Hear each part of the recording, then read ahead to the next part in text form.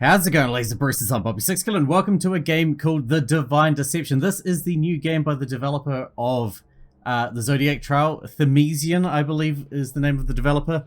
I'm excited. The Zodiac Trail was one of the big games of the year for the channel. Looks to be definitely in the running for Viewer's Choice Game of the Year.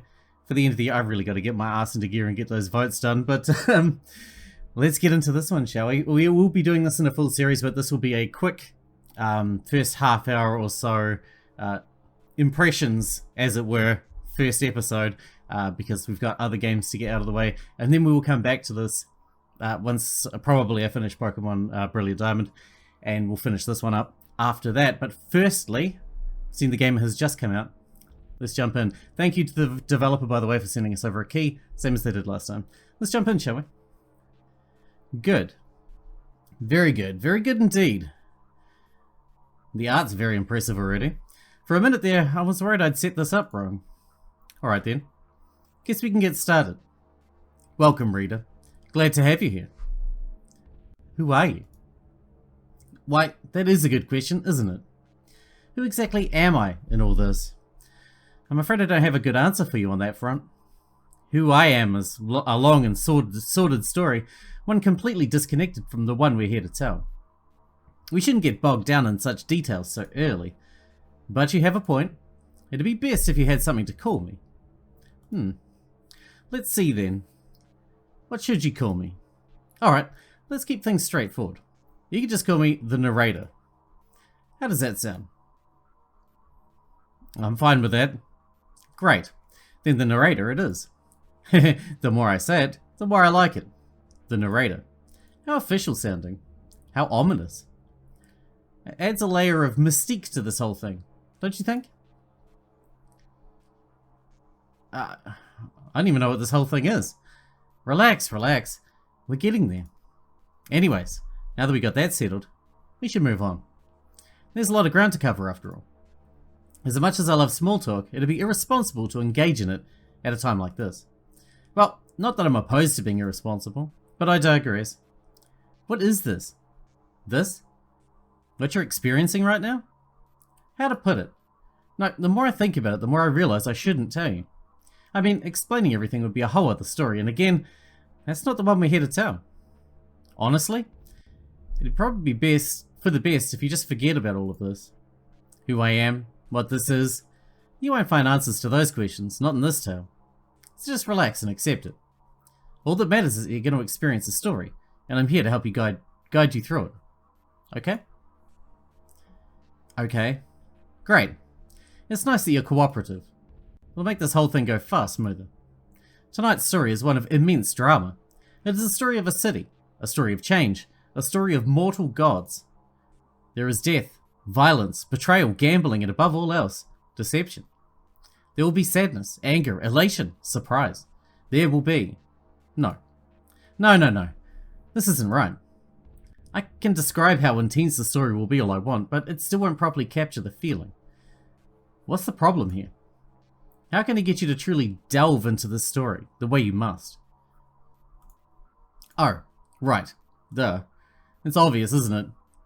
It can't just be a story, can it? That's not enough for you. What you need is a game. No, that's not quite right. A gamble. This needs to be a gamble. Yes. Yes. Inspiration. It's flowing through me. This is the way to go. I can just feel it. Alright, let's make this little tale into a gamble. How do we do that? Well, to start with, you can't gamble if you don't have anything. And in the state you're currently in, you don't even have a form, much less something you want to bet. Let me just fix that. There you go. I just gave you 20 chips. You can use that to gamble. With those chips, I'll let you make bets. Bets on what, you ask? Why, the very story we'll be going through. You can bet on certain outcomes, and then, when they're proven right, you can double the amount of chips you bet. Of course, if they're proven wrong, don't count on getting those chips back. But hey, that's gambling, baby. Oh, and I'll also scatter in plenty of opportunities to make more chips in the story itself. Gotta keep this chip economy flowing if we really want to have fun. I like the idea. And to top it off, prizes. I mean, whenever we're playing games like this, there's always a lot of speculation and theories, crafting, and trying to figure out what's going on. This just adds another element to that, I suppose. Right, because of course, it's not gambling unless you can win something. Once we're finished with the story, I'll open up a prize counter. You can use the chips you've won to buy all sorts of extras and goodies and the like. Well, how does that sound? It's a lot more fun like this, right? Absolutely. Right. Yeah, this is going to be good. In fact, let's start betting already. That's right, the casino's already open. Woohoo! So then, for this first bet, let's go big. The story we're about to go through. Do you think it'll have a happy ending? No. A realist, huh? I like it. Alright. Now you have to pick how many chips you're going to bet. Oh, but thinking about it, you're not going to get the payout from the bet until literally the very end, huh? So betting big now, even if you get it right, may be a mistake, since you'll be separated from gambling funds. That's a problem, huh? Well, like I said, you'll be able to earn chips all throughout the story proper, but still, feels like this should be considered somehow. Alright, how about this? Payout from this bet is doubled. That's right, if you get this one correct, you won't get twice the chips you get back, you'll get 4 times that amount. That ought to sweeten the pot a tatter. So with that in mind, make your wager. Bet. How much have I got? 20, eh? Let's say, shit, I don't know, 10. Awesome. First bet in the books. So then, right now your chip count is 10. But don't worry, I'm sure chips will be flowing out of your hypothetical pockets in no time. Alright, that's that for setup, I suppose. On to the card stacks. Choose a stack, choose a card, finish the card. The next one in that stack is dealt, bada bing bada boom. It's pretty simple. Complete those 7 stacks and then maybe we'll see what happens from there. Oh, and a tip, if you want my opinion, I'd spread out your time amongst the stacks instead of focusing on any one or two in particular. Move through them at a somewhat even pace and I think it'll be a more entertaining experience. Or don't. I don't care, I'm not your mum. Okay. There's really only one restriction on how you move through the cards. Some of them have these pesky locks, see?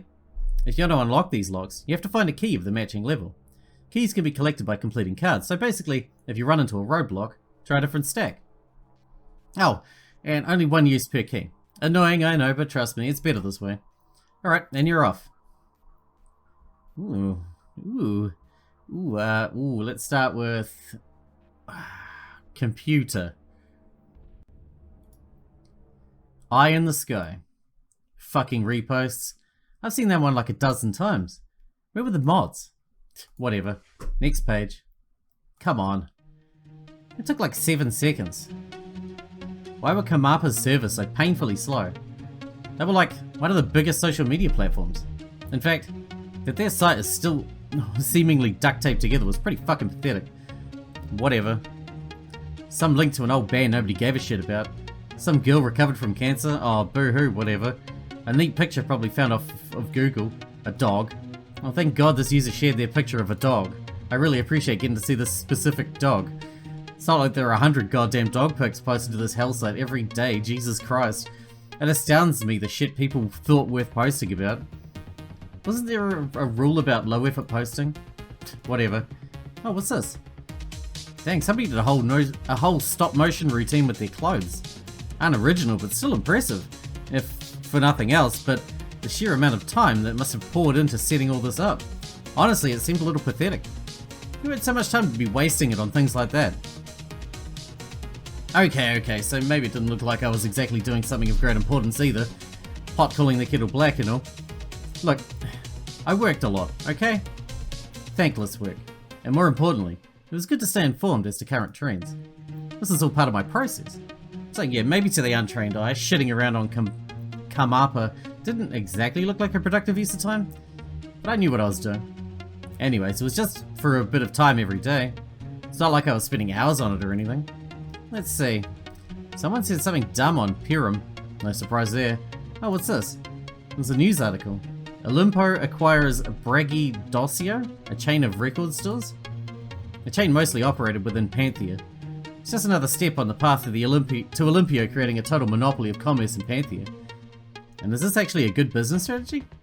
See what our experts have to say on the matter. Dang, another one? I wanted to learn more. I clicked on the link and got taken to some online news site. I tried scrolling down on the article and instantly was blocked by a pop-up. Please disable your ad blocker. Fucking fine. I turned it off, refreshed, and instantly the entire screen was covered with garbage. Yeah, okay, not worth it. I could guess the answer was yes and yes. I clicked off and looked at the comments on Panthea. TLDR. Dicema says some shit about how music is close to his heart, whatever that means. Business goons then somehow both say that we're not in danger of an Olympo monopoly, and that them creating a monopoly is a genius business strategy. 0 out of 10 article, site sucks, would not recommend. My favourite part of this whole article is a specific quote. Art Dicema, current CEO of Olympo, had this to say about the acquisition. It was motivated by my deep love of music. For me, music has always had a special place in my heart. I have a lot of fond memories about music and I like to put it on whenever I'm feeling down. Like, no shitty likes music. Everybody likes music. The fact that they thought that this was worth keeping in the interview. SMH. In response to that comment, ah yes, I too like your music. It is pleasing to my human ears. Also in response to the comment, though with far more dislikes. Not even the fucking quote, bro. How hard is it to just copy C, copy V? Control C, Control V. Another comment captured the vibe quite succinctly. Eat the rich. Damn. I like braggadocio. Last time I go there though. Honestly, we should have seen this coming. Remember that braggadocio CEO's Pirum comments about Governor Aja? About how she didn't have the right temperament to govern? In response to that... Oof, did he actually say that? Yeah, but he deleted the post hours later and never apologized, so not as many people know about it. Honestly, I'm surprised it took this long for the shoe to drop, if that's the case. I was tired of the typical Kamapa hive mind at work, so I decided to poke the nest a bit. Why are so many people mad about this? My local brake shop fucking sucked, lol. At least with this, they might get the funding to do their job right. Well, we'd see if anyone took the bait later. As I exited back to the main page, a song I had heard for the 100th time began to play. Okay, I was officially sick of my own playlist. This is what I get for not updating it frequently enough. I'd been burned out on my own songs. What to listen to then? I'd heard some good things about this up-and-coming artist known as Talay. I decided to put on a shuffle of her biggest hits. Back to scrolling on Kamapa. Repost. Oh, a sketch. I opened the video to find a pretty unfunny joke about some celebrity gossip I hadn't been keeping up with. Just great. I opened up the comments just to find anyone who agreed with me. Honestly, you could tell me that was actually Colin Mayers and I'd have believed you. LMAO, how does this guy not have more followers? Is this guy still making videos? Yeah, that was a dead end. Overrated IMO. Also, as far as I know, weren't those rumors proven untrue? Pretty fucked up if you ask me to joke about false allegations. Just saying. Back to the main page. Oh, a nice sketch of a dog and a cat. It was done a really cool pointillist art style. Pointillist style? I think that was the right art term, but to be honest, my knowledge was sketchy. Haha, pun. I gave the post a like and went to the comments to leave some praise. Wow, what great and original pictures. Seriously, you couldn't go past the front page of Google Images? FMS. Links to what I'm talking about. Oh, FFS, for fuck's sakes. Oh, goddammit, another art theft. What do these people get out of this? I turned my like to a dislike and went back to the main page. God, what was that screech? Okay, fuck this. Talay, you're officially not for me. Back to my playlist. It might be right, but at least it wasn't shit. Had I got any responses on my comment on the Olympo article? That felt sufficiently inflammatory and the post was recent enough. I opened my inbox in another tab. Sure enough, it looked like I had some responses. I clicked on the link that took me to my comment. As expected, it was already in the negatives on the like ratio. Now, what were people saying? Bootlicker. That was the most liked response. I quickly drafted up a response to that. Another S-tier response from the commies, LMAO. What other replies did I get? I'm surprised you had that experience with the braggadocio. Honestly, part of the reason I was so disheartened by this news was because I love braggadocio. I've been there since I was a kid, and have some really fond memories. Back in the 3rd grade, I was going through some This story did not deserve a fucking paragraph, and I wasn't gonna read it. What else? Looks like Olympo Defense Squad is still out in full force, lol. I never got why people like this existed. Like, they seem too stupid that they shouldn't know how to use this site. I'm not defending shit, jackass, I'm just asking a question. The fact that you couldn't explain fuck all proves that you don't know what the hell you're talking about either. Any other responses? It's not like Olimpo acquiring companies on the face of things is bad. However, the problem is that when a single company gets this big, they start to act shitty. Sometimes power equals how fucked up it will become. I'm not a fan of Olimpo getting more powerful. It's already a complete shit show. Imagine what happens next. Finally, an actually intelligent response. Complete shit show? Clearly not if it's big enough to be acquiring everything. It's too big to fail, right? Also, that equivalency isn't a real argument. It's not even based on anything. And finally, at the bottom of the pile of responses, thank you. So fucking sick of the Kamapa hive mind. These morons get mad at everything, can't handle diverse thought. Alright, that was probably enough of that. So we're trolling, we're trolls. Back to the main page. Scrolling, scrolling. Oh, a Gambler's Fallacy sequel. I love the first film of that. It had a bunch of inaccuracies, but what can you do? Another article on that recent double homicide. Yawn. Next page. Somebody said something stupid on Pyramid. Somebody made a very insightful retort. Cool, cool, very funny. Another article headline. Governor Ija passes revolutionary prison reform bill. First of its kind, it seeks to massively reform many of the issues facing the prison system. Well, that sounds pretty cool. Good for Ija. I clicked on the link to the article just to skim through it. Luckily, this one was published by the Oracle, who didn't do the stupid pop-up thing. The article is way too long to actually be read, so let's just try and see the main points. Improved conditions, parole system rework, eliminating bias. Critics apparently claim it doesn't go far enough or it's a little too late. Surprise, surprise there. Approval rating rose in response. Yeah, alright, it seemed like a pretty cool thing. Rare to get positive stories in politics. Nice when it happens. This will help people, I'm sure. What did the comments think of this one, though? This I was actually interested to see. Opinion on Ija seems to be somewhat split. Oddly enough, on a local scale, she was less liked than she was on a national one. That tended to be the exact opposite of what normally happened. That said, Kamapa had this weird feature where it tried to prioritize local users and stories in your feed. So I was a lot more likely to get news and images and whatnot related to Panthea, and I was more likely to see comments by Panthean users. According to the creator, it was something about trying to help foster communities and create connections.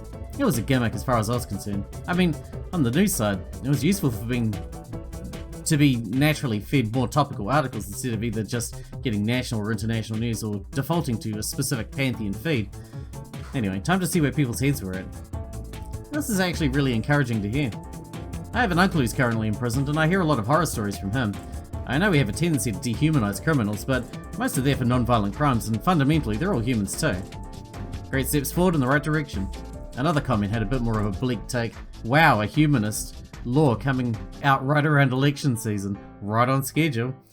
Aisha's a fucking hack and anyone falling for his shit is a sheep. Bark or bust? Has anyone actually bothered reading through the changes? Like, don't get me wrong, they're defo a step in the right direction. But they don't really get to the heart of the issue. Whoever wrote this up is either a bit daft or doesn't really gaff. Weird how Aisha's very clearly changed her tune. Anyone else remember the last time we heard her talking about prisons and stuff? I remember.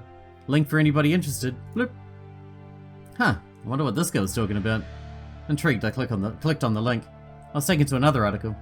Panthea's prisons are appalling. Aisha's silence damning. Oh, okay, strong title. Let's see if they could back up that talk. I quickly skimmed through some key, seeming sentences in the article. Panthea has a fairly large prison population. Specifically, it has one of the highest prisoner-to-citizen ratios in the entire country. Much of this is likely due to the city's long and inextricably linked history with organized crime. For decades, Panthea has seemingly been a breeding place for violent gangs.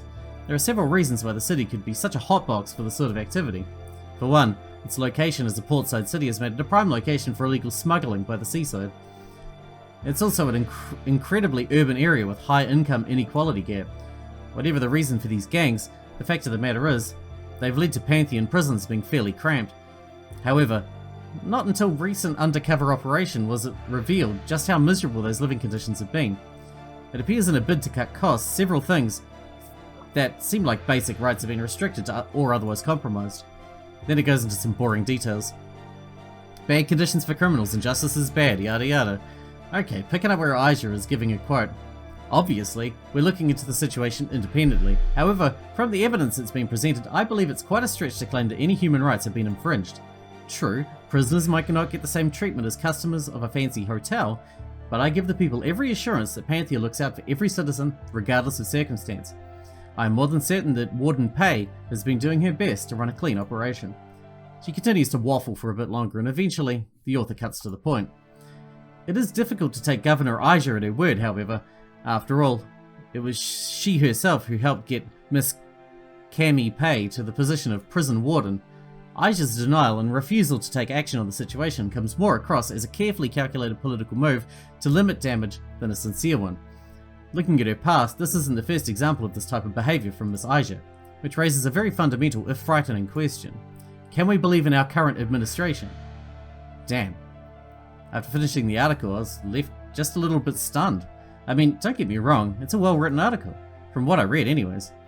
Had a lot of facts, a lot of citations and the like, raised interesting points, made those points well, took a combative yet respectful stance. By all means, it was an example of some stellar journalism. However, that was what sort of made me confused. You could take the article how you wanted, but it was very clearly this was a direct attack on Governor Aja. At least partially, at any rate. And yet, looking at the site I was reading, the article was from the Oracle. The Oracle was a lot of things, but the one thing I thought it was fairly consistent on was the support of Governor Aja. I mean, yeah, this article was from some time ago, but still, I wasn't aware that the Oracle had changed so much in a relatively short period of time. It was my impression that it had been staying the course for years at the very least. Who wrote this thing anyways? I scrolled up to the top of my page and found my answer. Oh, well that explains some things. This article was written by JC Nazia. I already knew her quite well. As opposed to a lot of the other stuff, she had written a number of fairly edgy and controversial pieces, many aimed at the establishment. I decided I felt like going down a bit of a rabbit hole. Not that I expected much to come of it, but who knows? Just going down internet searches from time to time could be, at the very least, cathartic, and in rare cases, useful. I clicked to the Oracle's main page. There I found a link to a page about the site's staff. There was a list of names, faces, and short bios, a lot shorter than I would have expected. The Oracle's a decently big news site, especially in Panthea itself. I guess they just had a lot of hard workers. At the top of the list was one familiar face, Kane Shea, Editor-in-Chief. Kane Shea is the founder of the Oracle. He had made it his mission ever since he was young to bring the truth to the people. Ever since he was young, he was fascinated by politics and current events. That interest culminated in the creation of the Oracle, a news site dedicated to looking at all stories, no matter how large or small. Kane Shea currently lives in the heart of urban Panthea, working hard to bring in the freshest scoops. Shea doesn't have any living family, and is not in a relationship. He said that his true love is journalism. No family, huh? That reminded me of something. Right, Kane's parental past. I definitely heard something about that on Kamapa at some point. It's such a weird word. I struggle with it every time it comes up. Kamapa. Was that like Facebook? Still couldn't remember specifics though. I looked up Kane Shea's parents online in a separate tab. A number of articles popped up. Let's see, give me the goods. I clicked on a random one. Recent tragedy in Panthea. Daniel Shea murdered his wife Saria in a fit of passion. Early reports claim Daniel also intended to murder his son, but was unable to locate him. Seriously? Holy shit, that's fucked up. Daniel was killed in a firefight with police during his arrest. Yeah, that was enough about that. Seemed messy. Poor Kane, yada yada. It probably scarred him some way bad. My gut told me that incident was in some way connected with why Kane ultimately ended up being so infatuated with Governor Aja, but no idea how. I'd gotten sidetracked. I went back to the staff list. I looked around for the name JC, and I wasn't able to find it. So at some point she was removed from the staff list. I suppose that made some amount of sense, but that wasn't particularly helpful to me. I opened a new tab and opened up a website which could travel back in time, digitally speaking, and see how far back I'd have to go to see her on the staff list. Longer than a month, longer than 3 months. It took me 8 months before I saw a noticeable change. There she was. JC Nazia, investigative journalist. I read over her bio, but it all seemed like typical filler fluff. Jeez. Why'd she even work for the Oracle in the first place? She seemed pretty opposed to a lot of what they believed. Felt like a match of oil and water to me. But hey, people had reasons for what they did. For the Oracle, it probably helped their public perception to have at least one author at an opposing belief from the rest of the staff. Gotta keep it diverse, yeah? If you want to be generous, you could even say that they wanted to remove their bias by hiring her. And for JC's part, there were also some good reasons. For one, it was a paying gig, which didn't hurt. And if she believed in what she wrote, which she definitely did, the Oracle had a decent readership. Writing for them got her work in front of a lot of eyes. I guess the arrangement did make sense, now that I was thinking about it more. I decided to look up JC Nazia online. Yeah, as expected. I was mostly getting articles written by her. I only found a single article about her actual disappearance. I remember the article getting the front of Kamapa, so I expected the story was reasonably known, at the very least, that there'd be more stuff talking about it. I mean, JC was at least somewhat in the public eye. You'd have to think people cared at least somewhat what happened to her. Well, might as well reread that one article anyway. It had been a while since I saw it. Yeah, skimming through, not a lot of details. Unclear what happened to her. Co-workers reported her missing. There are signs that she fled from her apartment. Police consider it an ongoing investigation. At present, no body has been found. I had to imagine that the last aspect hadn't changed. No matter what, if a journalist turned up dead, somebody would have said something. As it stands, maybe this hasn't gotten much media attention because it looked like she simply left town. That's what some of the evidence seemed to imply based on the article. But if a body was ever found, then it would turn into a murder case. So probably this is all that was ever found about JC Nazia's disappearance. It still felt weird though, even without a body, for someone to just disappear. No, not just somebody. There were a lot of somebodies who disappeared in Panthea, but a journalist?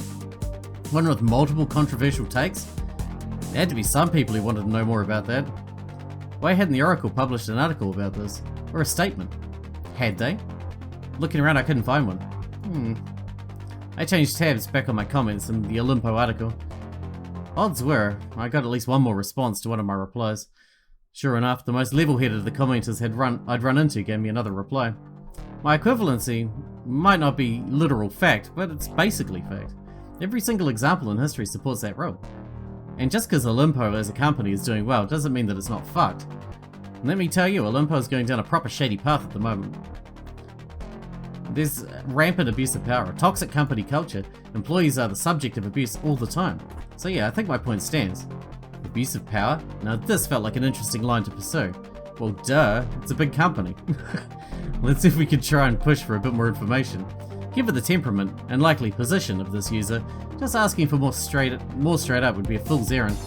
However, if I gave them a push, employee abuse, lol, how many times are we going to hear that with no proof? Grow up. Everybody hates their job. Just because your pay's shit and the hours are shit doesn't mean you're being abused. Anyway, obvious bias is obvious. Let me guess, you were fired. That should probably do it.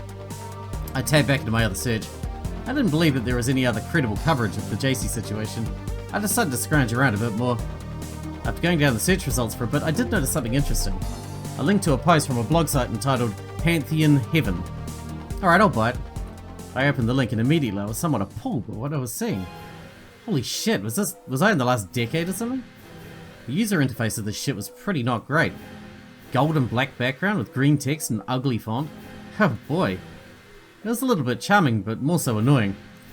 It definitely ruled out the credible article idea in my mind, but might as well read through it. Going through it, I realised this wasn't really anything special. The post pretty much talked about everything in the initial article said. It also talked about JC's past works in journalism, speaking about her in fairly high regard. And at the end though, it did make an interesting point.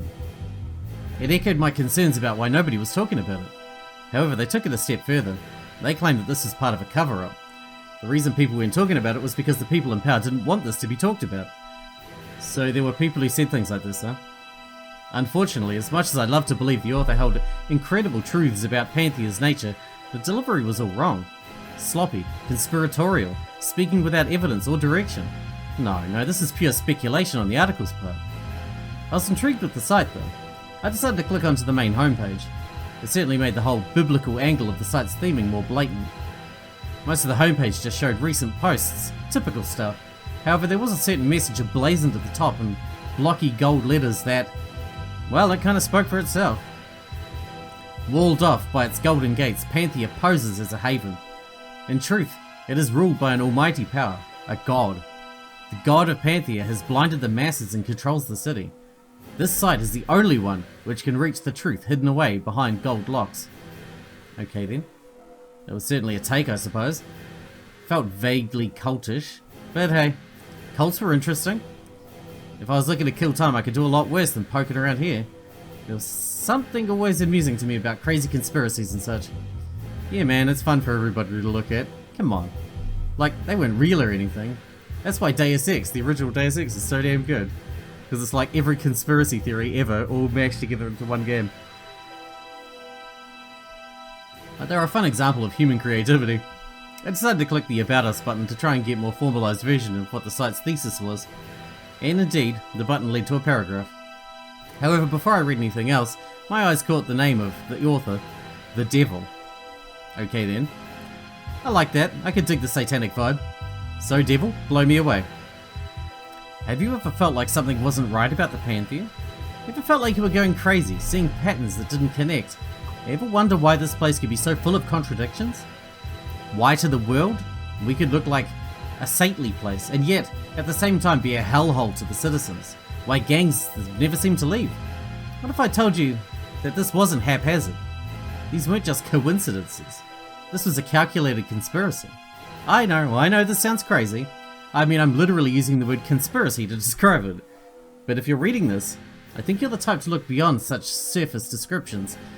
I trust you're intelligent enough to hear me out. You see, as a long-time resident of Panthea, I've been collecting information for decades, and there are patterns you can find. Information that doesn't get advertised. And maybe one, maybe two, maybe five of these things on their own could be meaningless. But all culminated? At some point it's beyond coincidence. The same people, same families, same groups have thrived in the city for decades. They're unimpeachable. While the city looks chaotic, it's actually quite organised. When we fight amongst ourselves, people prosper. This isn't a mistake. When you look at the evidence, it becomes clear that we are mere chess pieces being moved about by a great hand. A god. The god of Panthea, the one controlling all the strings. They shape the city to their desires. Our lives are their mere whims. Intrigued? Then enter the site. I have taken great efforts to catalogue all the minor details, small patterns, all the things that God hopes we will ignore. And through this, I hope to expose this god of Panthea, to dethrone them. To this end I have taken up a fitting name. I am the Devil of Panthea. Read more, and you'll soon see that joining my satanic army is the only correct option. Wow. I mean, wow. I'll give the Devil this, they knew how to entertain. Sure, it felt like a grade schooler's idea of prose, but the Devil had me hooked. It was a solid premise. I'd read a novel based on this idea, but somehow I doubted I should be taking all this too seriously. Well, what did I know? I decided to get a second opinion. I looked up the site's name, wondering if anybody had bothered to look into this person, and to my surprise, somebody had bothered to look into this site. I found an article written for the Oracle. I wondered for a second. Clicking on the article, I looked at the author's name. No, not a name I recognized. Just one of the standard employees. Well, while I was here, might as well read through this article. It told me pretty much what I expected. The Devil wasn't exactly a credible investigator into corruption. The article pointed out how numerous of the site's posts just straight up contained factual errors. It also talked about how other posts seemed to misunderstand basic logical fundamentals, like cause and effect or how probability works. It mentions that because so much happens in Panthea, the Devil has a lot to pull from to try and make arguments. The article then theorizes that the Devil, judging by some of his posts, is probably just some disgruntled lower class worker who couldn't accept that their place in life was their own fault. Alright, showing a bit of that Oracle bias at the end there. Finally, the author concludes that this site is not just stupid, but actively dangerous. The ill-conceived propaganda may be obviously nonsense to us, but the author sounds convincing enough. You never know what sort of empty person would take up these writings at face value and do something stupid. I had to agree on that last part. Maybe viewing the site as some fun time waster was underselling it. Maybe it was even disrespectful. The Devil was clearly deeply deluded, and likely leading others astray as well. But I mean, also it did act as a good way to kill time, so there's that. I decided to look through the site some more. There was a decent array of articles to sort through. They were, at the very least, entertaining. And not for nothing, a little bit interesting. Better written than I'd expected. And informative. You know, maybe writing this guy off as a complete writing this guy off completely wasn't such a good idea. Now, to be clear, in no way was I being brainwashed into believing some stupid conspiracy about a city god. I was very self-aware about this. Just, you know, the Devil raised some good points. If you look past the sloppiness and franticness, there was actually quite a lot of value to be read in these articles. If nothing else, it was a good reminder of how fucked up things were. But I don't know. There are certain situations I looked at and I thought, yeah, you know, he makes just a decent point. Like, there were definite connections. The governor certainly shouldn't have the power to appoint the chief of police. That definitely seemed prime for corruption. And just directly looking at the crime statistics, yeah, Olympus should be hurting a lot more than they are. And what was the deal with these new servers being built around town? Why can't we find out more about them? Some of the stories were just straight up dumb. Like, the Devil reported on this one rumor about someone seeing this female police officer putting on a jet black mask at night. That one felt like someone was just yanking his chain. And there was this one story about an underground network of homeless people that smuggled things underneath the city. I think I'd know about that if that was happening. So like I said, it was hit or miss. But you know, at the very least, it got me interested. Whether or not he was drawing the right conclusions, it was clear at the very least that the Devil had quite a bit of information. Something also caught my eye while going through the articles. The Devil made frequent calls to action, specifically about getting in touch with him if he had any information, or if he wanted to join the Satanic Army. A contact button was glowing gold to the left of the articles as well, so clearly it was something this person prioritized. So then, you know, why not take him up on his offer? What's the harm? I clicked the contact button. I don't know what I was expecting, but just being taken to a page with a single email address written out was a bit underwhelming. Whatever, I could work with it. I copied the email address, and I opened my email account, and then I promptly closed it and opened up an alt. Probably an unnecessary caution. And then again, judging by the character I was contacting, it couldn't hurt to be safer than sorry. I pasted the email address and began thinking of a proper subject line. About the god of Panthea. Probably worked, right? Now, what to say? If I wanted to get information out of it, it'd probably be best to bluff a bit. Just replying as a fan sounded boring. Alright then, time to spin a bit of a story. Greetings, Devil. I recently stumbled across your website, Panthea in Heaven. I have to say I was impressed. While I have some issues with the claims you're presenting, you're clearly a very knowledgeable person. You seem the type to give truths that others can't handle. I'm a private investigator and I'm trying to uncover some of the truths the city has hidden beneath the surface. I believe you might be a valuable source of information. I'd like to pick your brain on a few matters. If it's not any trouble, that is. I hope this message reaches you in good health. Olaf. Yeah, that sounded about right. With someone like this, a message like this would work, absolutely work. I read over my message one more time to make sure everything looked good and then hit the send button. Cool. Interesting to see how that pans out. I decided to check back in on the comment thread. Ari, the Olimpo thing. Looks like I got a response. Oh, and an angry one too. Fun. Let's see. Nice guess, asshole, but completely wrong. Good to know you're just the presumptuous prick I thought you were, though. For whatever it's worth, I'm actually a fairly high-ranking member within the company right now. That's why I can say for 100% certain that the company is currently in an absolutely dreadful place. And that's why I care about it so much. I know for certain there's a guy at the same level at me that routinely treats women very inappropriately, but the company won't do anything about it because he's a competent earner. On the other side of things, the CEO has recently been suggesting, but really demanding people take a lot of overtime.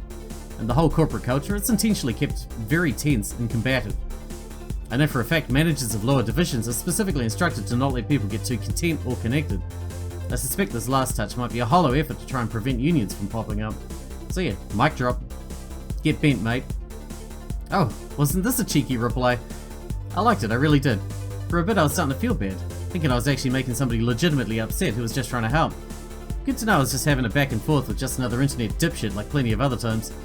Not a particularly smart internet dipshit, I had to say. I mean, really, you think a high-ranking member of Olimpo would be spending their time arguing on Kamapal threads? Get real. If they had gone for a low-level worker, maybe I would have bought it, but nah, this person was bullshitting. And I knew how to call them on it. Wow, what a load of horse shit. Didn't want to say this, but as a matter of fact, I'm actually an employee of Olimpo, ranking higher ranking one too. And that's how I know these examples you gave are total bullshit. I didn't even have the faintest idea what you're talking about. Art has certainly not been pushing for more overtime as of late. And send. That probably set things straight. Or stir the beehive more, either or. I was going to move to another tab, but I already got a response. Wow, that was a quick one. I refreshed the page and sure enough another comment had popped up. Wow, that's low even for Kamapa. Alright, Olimpo employee, what title do you hold? Which facility do you work at? What level clearance do you have? I'm pretty sure that last question was bait. In fact, the whole barrage had just been bait. Instead of shoring up their own position, they decided to go on the offensive. They were calling my bluff. They probably worked out I was bullshitting the same way I'd figured they were. Alright, then game on. They began typing my response. Yeah, okay, sure, I'm just going to give some personal details in public on a Kamapa thread, lol. The fact that you're even asking me shit like this proves you don't know what the hell you're talking about. You think I want my boss catching wind of this convo? Send. Yeah, that should sufficiently fend them off. After all, they'd likely switch to asking less personal questions. Those questions would either be the type that could easily be looked up, or the type that was completely unverifiable. Good luck cornering me like that. I pulled out my phone. I had things relating to my work I wanted to check on. Got lost in those details for a little bit. After a brief pause, I decided to go back to the computer. I refreshed the page and expected a snide response. What I got? Holy shit, seriously? LMAO, this you? Link. Reluctantly, I clicked on the link, and it took me to a Purim account. The profile picture was of an acne-ridden redhead, forcing an awkward smile. Bio, waiter at Casson's, looking for my big break. What the fuck? How the hell did this person get their hands on this profile? How much effort did they... This is a pointless internet argument. They're really going all Matrix and shit for a conversation that barely anybody was paying attention to? Fucked up, man. Fucked up. You know what?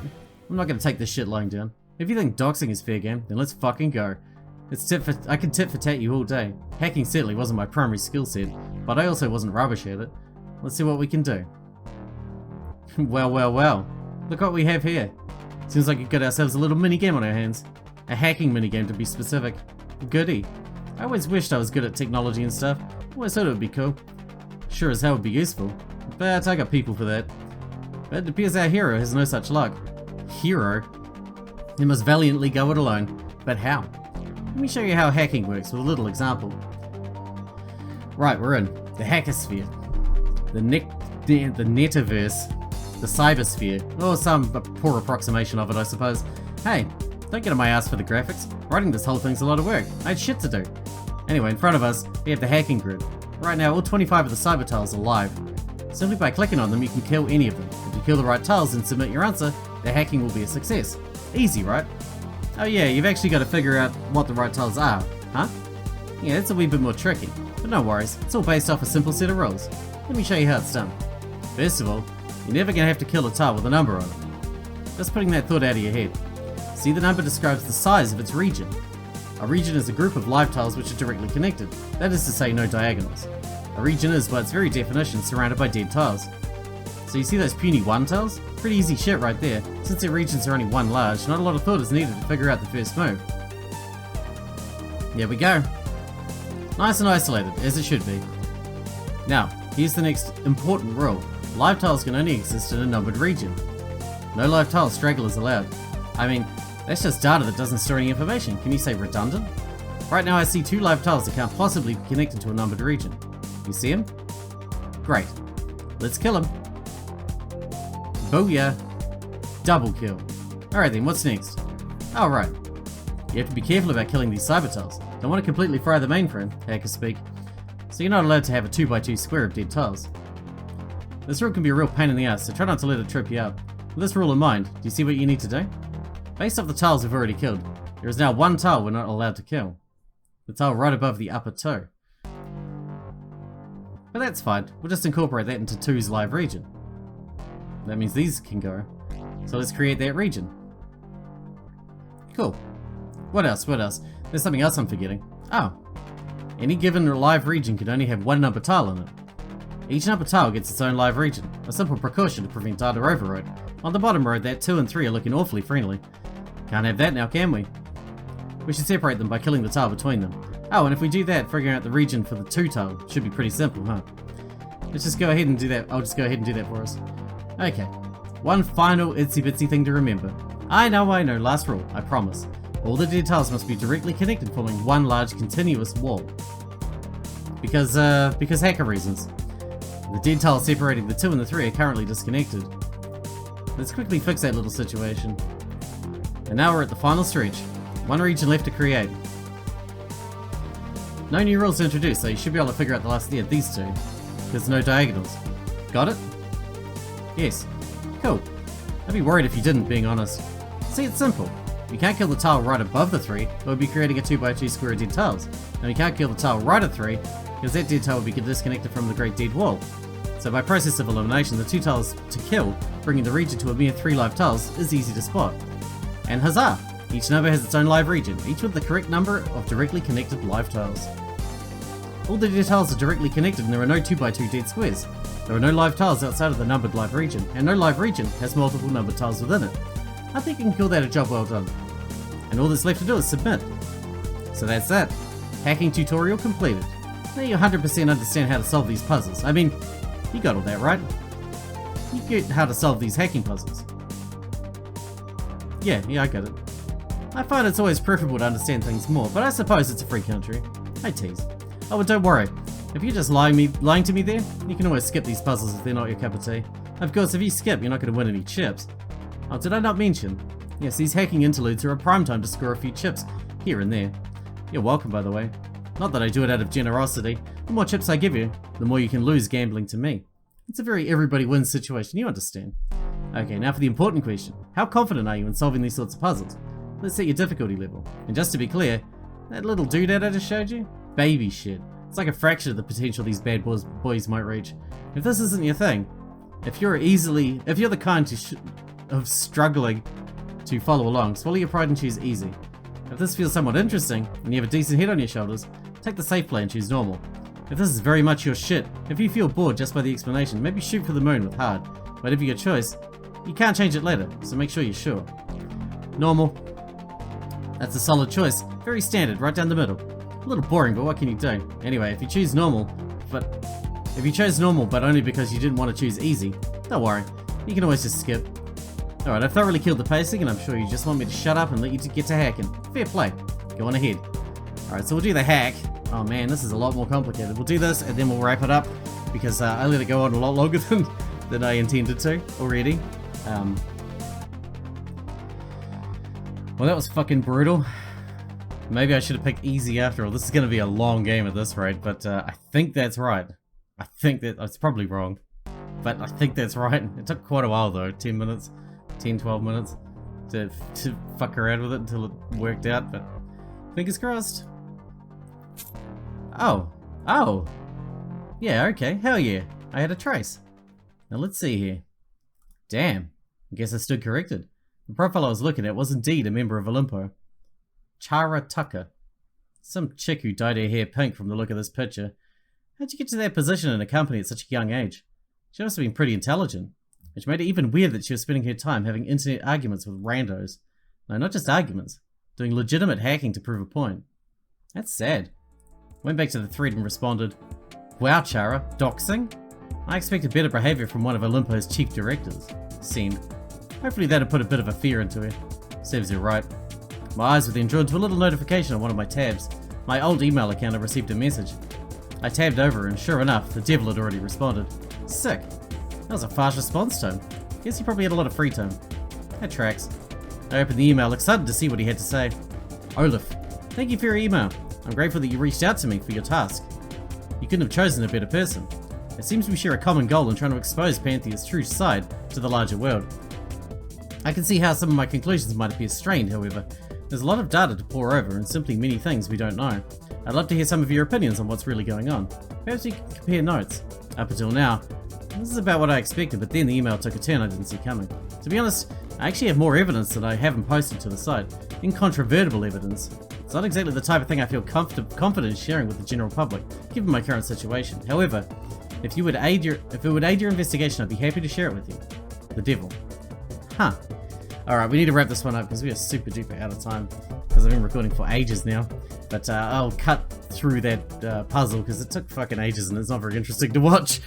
But I probably should have picked easy so that we can get through the story a bit faster and I can record episodes a bit faster. But whatever. I've made my bed, now I must lie on it. We will be back with this as soon as there's a free spot on the channel to record more because I'm looking forward to doing more. Until then, I hope you guys enjoyed it. Thanks for watching. Thanks for getting out to me, and I'll see you in the next one.